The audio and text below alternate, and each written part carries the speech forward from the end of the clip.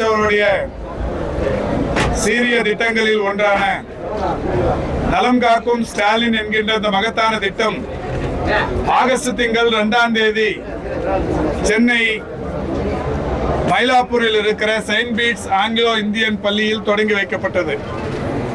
ஒவ்வொரு சனிக்கிழமையும் தமிழ்நாடு முழுவதிலும் இருக்கிற 38 வருவாய் மாவட்டங்களிலும் இந்த முகாம்கள் நடைபெற்றுக் கொண்டிருக்கின்றது. அந்த வகையில் சென்னையில் இன்றைக்கு இந்த முகாம் நடைபெற தொடங்கி இருக்கிறது. நலம் காக்கும் ஸ்டாலின் என்கின்ற இந்த திட்டத்தை பொறுத்தவரை ஒரு பன்னோக்கு சிறப்பு மருத்துவ முகாம் என்கின்ற வகையிலும் முழு உடற் பரிசோதனைகள் முகாம் என்கின்ற வகையிலும் தமிழ்நாடு முழுவதிலும் மக்கள் மத்தியில் மிகப்பெரிய வரவேற்பையும் பாராட்டுதலையும் பெற்று மிக சிறப்பான வகையில் மக்கள் பயன்படுத்தி வருகிறார்கள். ஒவ்வொரு சனிக்கிழமையும் 38 இடங்களில் நடைபெற தொடங்கி இன்றோடு கடந்த வாரத்தோடு 11 வாரங்கள் முடிவுற்று இதுவரை 407 முகாம்கள் நடத்தப்பட்டிருக்கிறது. கடந்த சனிக்கிழமை மாலையோடு நடத்தப்பட்ட அந்த 407 முகாம்களில் பயனடைந்திருக்கிற மருத்துவ பயனாளிகளை பொறுத்தவரை 6,37,089 பேர் பயனடைந்திருக்கிறார்கள். இந்த முகாம்களை பொறுத்தவரை தமிழ்நாடு முழுவதிலும் ஒவ்வொரு ஒன்றியத்திற்கு 3 இடங்களிலும், பெருநகர சென்னை மாநகராட்சியில் 15 மண்டலங்களில் 15லும், 10 லட்சத்திற்கும் மேற்பட்ட மக்கள் தொகை கொண்ட 5 மாநகராட்சிகளில் தலா 4 இடங்களிலும், 10 லட்சத்திற்கும் குறைவான மக்கள் தொகை கொண்ட 19 மாநகராட்சிகளில் தலா 3 என்கின்ற வகைகளிலேயும் 1256 முகாம்கள் நடத்தப்படும் என்று மாண்புமிகு முதல்வர் அவர்களால் அறிவிக்கப்பட்டு கடந்த வாரத்தோடு 407 முகாம்கள் நடத்தப்பட்டிருக்கிறது. மாண்புமிகு முதல்வர் அவர்களுடைய மிக சீரிய திட்டங்களில் ஒன்றான இது இன்றைக்கு மிகப்பெரிய அளவில் மக்களை கவர்ந்திருக்கும் திட்டமாக இருந்து கொண்டிருக்கிறது.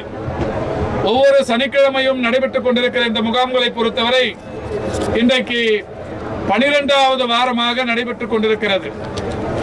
இந்த முகாம்களில் 17 வகையான சிறப்பு மருத்துவ திட்டங்கள் பயன்பாட்டில் இருக்கிறது. பொது மருத்துவம், குழந்தைகள் நல மருத்துவம், இருதய மருத்துவம், எலும்பியல் மருத்துவம், நரம்பியல் மருத்துவம், தோல் மருத்துவம், மகப்பேறியல் மற்றும் மகளிர் மருத்துவம், கண் மருத்துவம், காது மூக்கு தொண்டை மருத்துவம், இயன்முறை மருத்துவம், பல் மருத்துவம், மனநல மருத்துவம், நுரையீரல் மருத்துவம், நீரிழிவு மருத்துவம், கதிரியக்கவியல் மருத்துவம், பொது அறுவை சிகிச்சை மருத்துவம், சித்தா மற்றும் இந்திய முறை மருத்துவங்கள் என்று 17 வகையான மருத்துவ முறைகள் இந்த முகாம்களில் பயன்பாட்டில் இருக்கிறது. பொதுவாகவே இங்கே எடுக்கப்படும் பரிசோதனைகள், இங்கே மேற்கொள்ளப்படுகிற மருத்துவ முறைகள் தனியார் மருத்துவமனைகளுக்கு ஒருவர் சென்று எடுத்துக்கொள்ள வேண்டும் என்று சொன்னால் 15 முதல் 20,000 ரூபாய் வரை செலவாகும்.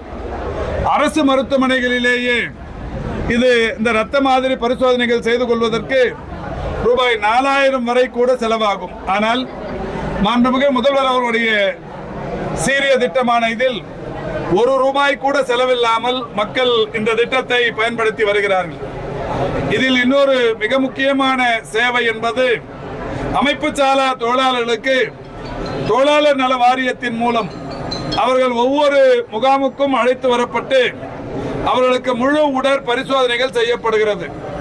அமைப்பு சாரா தொழிலாளர்களுக்கென்று அமைப்பு ரீதியாக இது போன்ற ஒரு மருத்துவ பரிசோதனைகள் செய்யப்படுவது என்பது இந்திய நாட்டின் வரலாற்றிலேயே இங்குதான் முதல் முறை.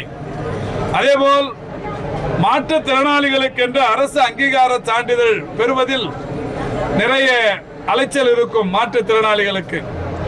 மாற்றுத்திறனாளி ஒரு மருத்துவரிடம் போய் அவருக்கான அந்த டிசபிலிட்டி பர்சன்டேஜ் எழுதி வாங்கி, பிறகு விஏஓ சர்டிபிகேட் வாங்கி, பிறகு மாற்றுத்திறனாளி அலுவலகத்திற்கு சென்று அதற்கான சான்றிதழை பெற வேண்டும். ஆனால் இந்த முகாம்களுக்கு வருபவர்களுக்கு உடனடியாக இங்கேயே அந்த பரிசோதனைகள் எல்லாம் முடிக்கப்பட்டு இங்கேயே அந்த அங்கீகார அட்டைகள் அவர்களுக்கு வழங்கப்படுகிறது.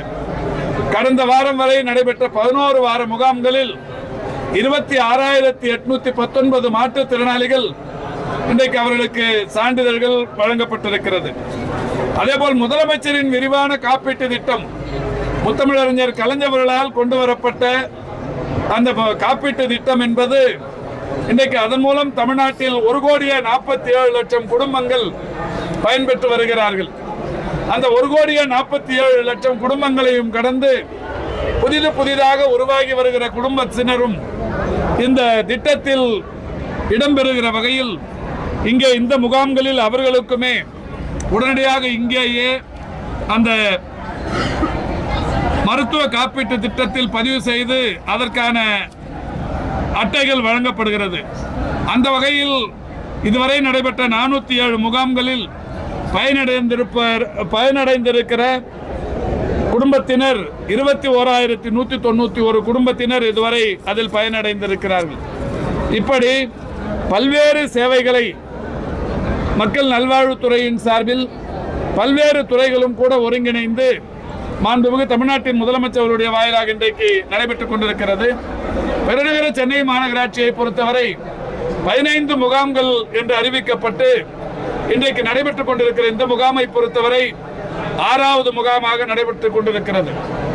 கடந்த வாரம் வரை நடைபெற்ற இந்த 6 முகாம்களில் 14,604 பேர் சென்னையில் பயன்பெற்றிருக்கிறார்கள். இன்றைக்கு 7வது முகாமை பெருமதிப்பிற்குரிய ஒன்றிய அரசின் முன்னாள் அமைச்சர் பெருந்தகை, இந்த தொகுதியின் நாடாளுமன்ற உறுப்பினர் மரியாதைக்குரிய அண்ணன் திரு TR பால் அவர்கள் குத்து விளக்கு ஏற்றி தொடங்கி வைத்து இந்த முகாமின் பல்வேறு சேவைகளை நேரடியாக பார்த்தும் ஆய்வு செய்தும் இருக்கிறார்கள். அந்த வகையில் மக்கள் பிரதிநிதிகள், பெருமதிப்பிற்குரிய சட்டமன்ற உறுப்பினர், மண்டல குழுவின் தலைவர், நம்முடைய ஸ்டாண்டிங் கமிட்டி சேர்மன், கார்ப்பரேஷன், இந்த மண்டலத்தைச் சேர்ந்த மாநகராட்சி மன்ற உறுப்பினர்கள் அனைவருமே கலந்து கொண்டு இந்த முகாம் இனிதே தொடங்கி இருக்கிறது. இன்று மாலை வரை இந்த முகாம் இந்த பகுதி மக்களுக்கு பலனளிக்கவிருக்கிறது. சார், இப்போ பருவமழை தொடங்கி இருக்கு. மக்கள் நல்வாழ்வுத்துறை சார்பில் என்னென்ன நடவடிக்கை எடுத்திருக்கீங்க, வேற என்னென்ன நடவடிக்கை எடுக்க போறீங்க சார்? ஒவ்வொரு பருவமழைக்கு முன்னாலேயும் மாண்புமிகு தமிழ்நாட்டின் முதலமைச்சருடைய வழிகாட்டுதலோடு வேறு எப்போதுமே இல்லாத அளவுக்கு மக்கள் நல்வாழ்வுத்துறை, ஊரக உள்ளாட்சித்துறை, நகர்ப்புற உள்ளாட்சித்துறை ஆகிய 3 மிகப்பெரிய சேவை துறைகளை ஒருங்கிணைத்து ஒவ்வொரு ஆண்டும் முன்னெச்சரிக்கை நடவடிக்கை எடுப்பதற்குரிய கூட்டங்கள் நடத்தப்படுகிறது. அந்த வகையில் ஒரு 20 நாட்களுக்கு முன்னால் ஓமந்தூரார் கூட்ட அரங்கில் ஒரு கூட்டம் நடத்தப்பட்டது. அதில் நானும் நகராட்சித்துறையின் அமைச்சர் திரு KN நேரு அவர்களும் கலந்து கொண்டோம். ஒரு 10க்கும் மேற்பட்ட துறையின் தலைவர்கள் கலந்து கொண்டார்கள்.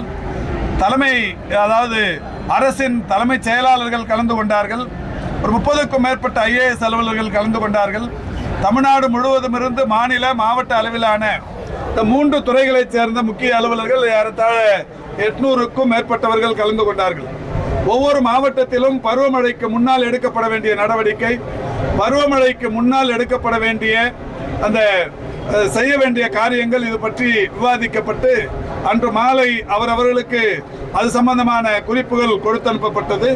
அவர்கள் போய் அந்தந்த மாவட்டத்தில் கூட்டங்களை நடத்தி அந்தந்த மாவட்டங்களில் எந்த விதமான சேதாரமும் ஏற்படாத வகையில், மக்களுக்கு எந்த விதமான பாதிப்பும் ஏற்படாத வகையில் கூட்டங்கள் நடத்தி முடித்து இருக்கிறார்கள். மக்கள் நல்வாழ்வுத்துறையை பொறுத்தவரை கடந்த 4.5 ஆண்டுகளில் ஒவ்வொரு வடகிழக்கு பருவமழைக்கு முன்னாலேயும் 1000, 10,000 என்று முகாம்கள் நடத்தப்பட்டு ஒரு பருவமழை முடிவதற்கு முன்னாலேயே ஏதாவது ஒரு கிராமத்தில் ஒரு 3க்கும் மேற்பட்ட காய்ச்சல் பாதிப்புகள் இருக்குமானால் அங்கே உடனடியாக மருத்துவ முகாம், அந்த மழைக்கால சிறப்பு மருத்துவ முகாம் நடத்துவதும், ஒரே நாளில் 1000 முகாம்கள் என்று தொடங்கி ஒரு ஆண்டில் மட்டுமே 26,000 முகாம்கள் வரை நடத்தப்பட்டிருக்கிறது. அதுபோல் இப்போது மொத்தமாக முகாம்கள் நடத்துவதற்குரிய காலம் இன்னும் கணியவில்லை. இப்பொழுதுதான் வடகிழக்கு பருவமழை தொடங்கி ஒரு 17 சென்டிமீட்டர் மழை அளவுக்குத்தான் 16ஆம் தேதி தொடங்கிய வடகிழக்கு பருவமழை நேற்றோடு ஒரு 17 சென்டிமீட்டர் அளவுக்கு மழை மட்டுமே பொழிந்திருக்கிறது. இன்னும் ஒரு மாதத்திற்கு மேலாக இருக்கிற காரணத்தினால் மழை பாதிப்புகள் கூடுதலாக தொடங்கியவுடனே ஒட்டுமொத்தமாக தமிழ்நாடு முழுவதிலும் எவ்வளவு மருத்துவ முகாம்கள் நடத்தப்படும் என்கின்ற தகவல் பத்திரிகையாளர்களுக்கு தெரிவிக்கப்படும். மக்களை தேடி மருத்துவத்திற்கு கடந்த செப்டம்பர் திங்கள் 25ஆம் தேதி அமெரிக்காவில் ஐநா சபை பொதுக்கூட்டம் கூடி முதல் முறையாக இந்தியாவில் இருக்கிற ஒரு மாநில அரசின் ஒரு துறைக்கு அதாவது United Nations inter agency task force award என்கின்ற ஒரு உலகளாவிய விருது வழங்கப்பட்டிருக்கிறது. இது இந்தியாவுக்கு கிடைத்திருக்கிற பெருமை. அந்த மக்களை தேடி மருத்துவத்தின் மூலம் இதுவரை பயனடைந்திருப்பவர்களுடைய எண்ணிக்கை 2,48,68,185 பேர். ரிப்பீட்டட் சர்வீஸ் என்கின்ற வகையில் தொடர் சேவையை பெற்றிருப்பவர்களுடைய எண்ணிக்கை 4,68,03,041 பேர்.